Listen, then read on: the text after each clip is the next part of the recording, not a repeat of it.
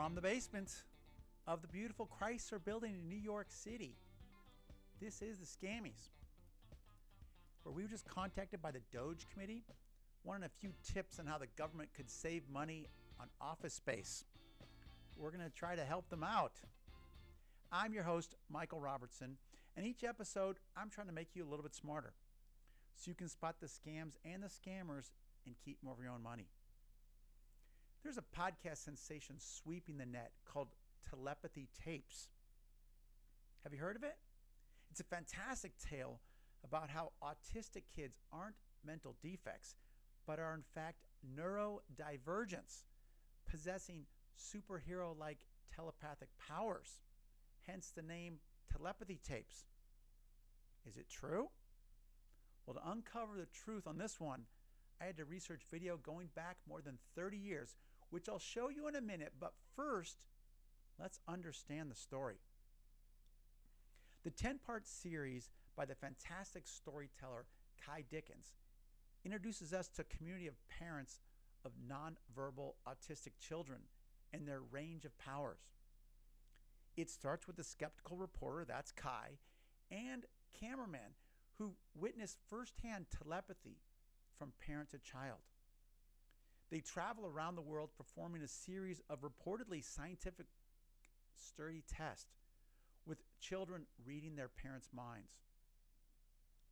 Those children identify numbers, letters, words, and objects that only the parents can see. Sometimes the mental connection is just with the mother, other times it's the father, and still other times supposedly the child can read anyone's mind. Remember, these are children that cannot speak. They're severely autistic, so they must use a board with letters and numbers which their parents assist them at pointing at.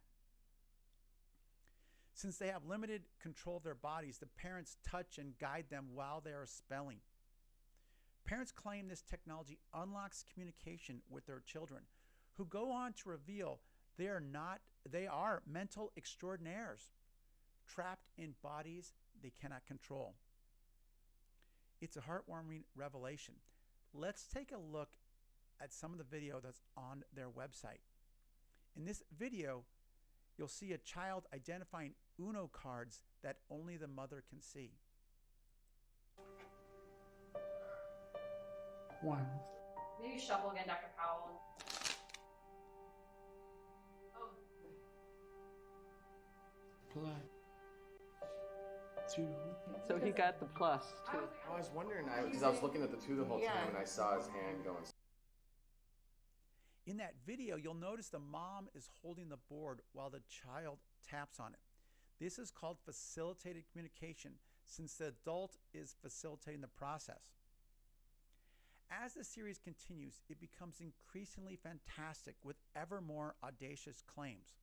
We learn that autistic people don't just read minds, but they leave their body and travel to a virtual location called The Hill, where they socialize with other autistics or neurodivergents. Besides telepathy, there are feats of clairvoyance, the ability to predict world events, with one child even predicting their own death. There's energy healing and even some psychokinesis. And it doesn't stop at humans. We also learn about telepathic elephants and parrots. The host the whole time brands skeptics as materialist, which refers to the scientific position that nothing supernatural exists, only the material world, only that which can be measured. Now, this was a podcast series, so it's audio only. Your brain is left to imagine the scenes as they're orally described to you. And humans can be persuasive storytellers. The oldest tales about God and the earth's formation were passed down orally around fires. And humans are highly susceptible to storytelling, which is why con artists work, and why it's imperative that we demand hard evidence. So it's time to dig deeper into the proof provided by Telepathy Tapes. In the episode, the host introduced us to a handful of autistic children performing these mental feats. These feats are described orally to us, but there are some video recordings on the Telepathy Tapes website, which you can examine more closely. I already showed you a clip from the trailer. In addition, there's a library of other videos, but you must pay $10 to view them, which I did so I can examine more deeply the claims. Now, the videos vary wildly in quality and time span, going back more than a decade. Some look like they were shot by the crew of the Blair Witch Project, bouncy and disjointed. Others are multi-view simulcast with timestamps, very professional. All are clips where it's hard to see the setup or sometimes the ending. Now, they do make a point to say that those videos are only a small sample posted on the website, and there are many more that they're being used for the upcoming film project. I want to look more closely at one video provided called Color Ball Guessing. In this video, the child named Mia is blindfolded with her mom sitting next to her and assisting. A purple ball is placed under a clear plastic container. Then Mia's hand is placed on the clear container while she's blindfolded. Then the ball is moved out of sight and the blindfold is removed and a letterboard emerges held by the mom. Mia points at letters and apparently spells morado, the Spanish word for purple. Let's take a listen.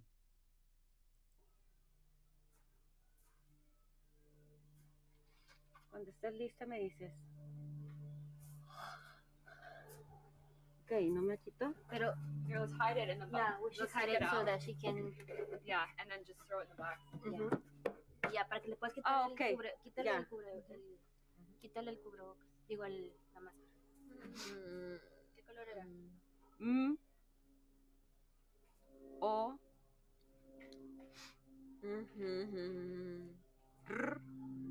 A. Morado. Purple. Yeah, I think we can try it without. She doesn't. I don't think she needs to. The claim is that the child read the mom's mind. If that's the case, then it's unclear why the child is feeling the outside of a clear plastic container under which the purple ball resides in advance. It's like the examiners overseeing the test apparently forgot which paranormal skill they're actually testing. They did perform a second test with a green figurine. This time they don't have the blindfolded child touch the outside of the clear container because the scientist overseeing it is heard to say she's getting it from her mother's mind anyways. It's still baffling why they need a clear container at all, since they're supposedly just showing the mom the object and the child is telepathically getting the information. Let's watch this video. Perdón.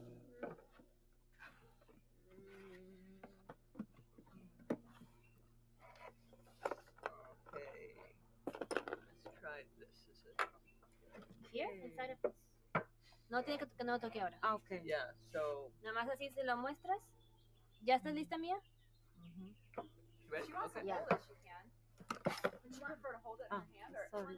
Well, she's going to get it from her mother's mind anyway, so she doesn't need to touch it. As you Some do. people doesn't believe that because she's home. That's why I did that with her. Okay. Boo. Vamos, Mía. Boo.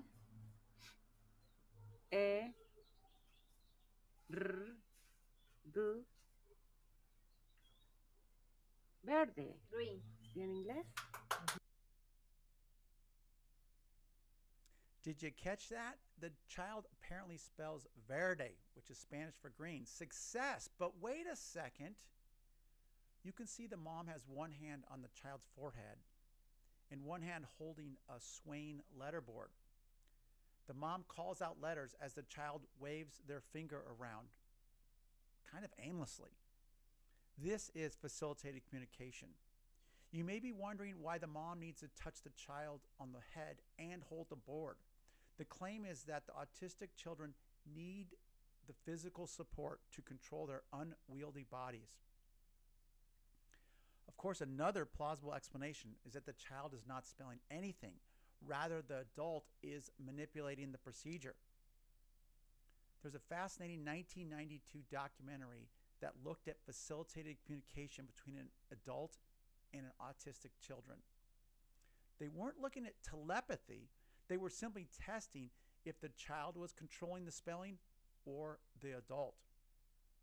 They did a very clever double-blind test where they separated the autistic child and adult with a partition so they could show them the same or different pictures to spell. Let's see the result.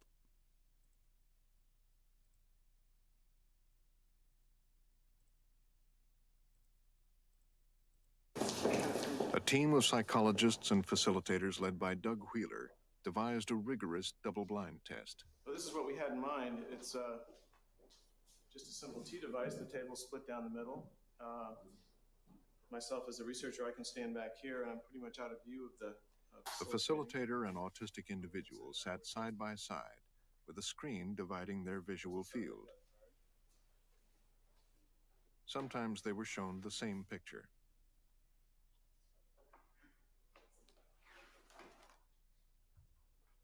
Sometimes different ones. They tested 12 clients, facilitating with 9 staff members, many who were trained in Syracuse. They ran dozens of trials. The results were shocking. We literally really didn't get one correct response. I mean, it was unbelievable, really, given our prior belief systems about the whole thing. we ran. Now, set aside the telepathy question, this research conclusively found that the children are not communicating at all through the spelling board.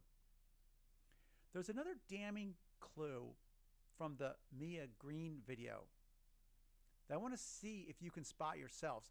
I'm going to play that video again, and this time I want you to look closely at the child. Here we go. Perdón.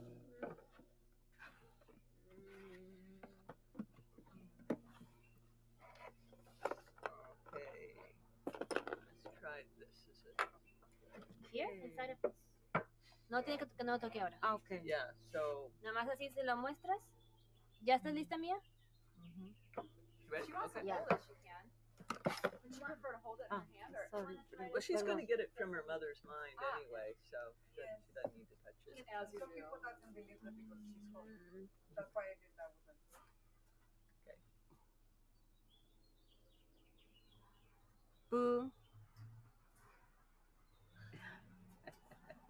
Vamos bien.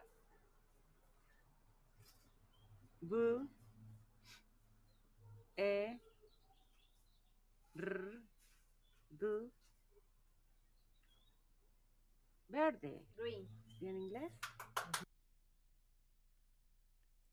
Did you catch the concerning part?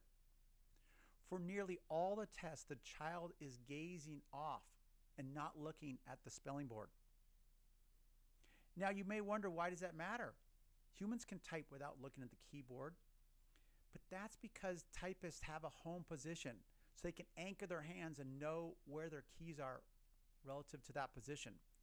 Typing with a single finger provides no such reference point.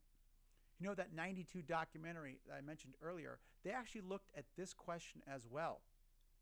They took a very accomplished typist who could type more than 100 words a minute, and they had her try to type with a single finger without looking at the keyboard. Here's what that looked like. You could type with one finger without looking.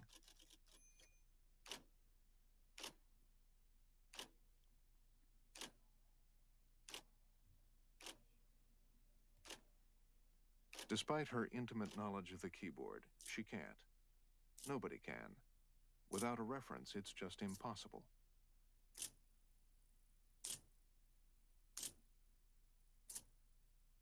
You can't be a one-finger typist and not look at the keyboard. You just can't get oriented. You don't have a home position. And when you watch children who are... It's impossible, and you can prove this at your own PC or laptop. Simply turn your head away from the keyboard and then try typing with a single finger without a known starting point. Not to mention, in these tests with Mia, the mother is holding the letterboard suspended in midair and moving it around. This video is clearly deceptive and not evidence of telepathy.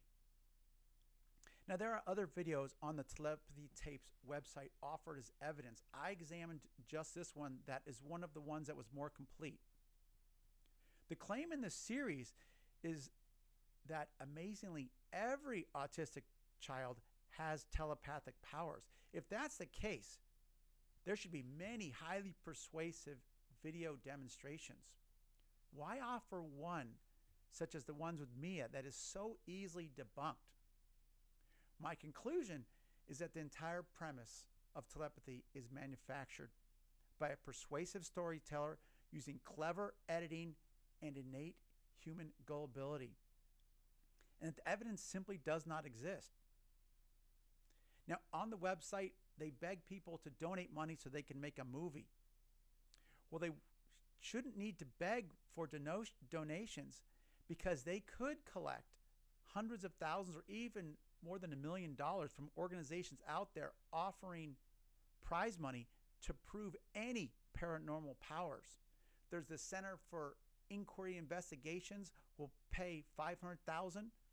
The Czech Skeptics Club will pay $150,000. There's a long list of these. There is a profound sadness looking at humans with broken bodies or minds. It's understandable to want to believe that autistic children are not mentally disabled. It's even more comforting to imagine that while their bodies are broken, they possess supernatural powers us others with working bodies do not. Hollywood has regaled us with movies around this plot, from Forrest Gump to Rain Man. And maybe it's even possible. We know brainwaves are electromagnetic pulses. Could a human be trained to be so sensitive to them, like how a blind person has exceptional hearing, that they could actually read and decipher brainwaves? Who knows? But what I do know is that the Telepathy Tapes is a fictional tale. The supporting evidence can easily be debunked. Let me know what you think. Do you believe in the telepathy tales?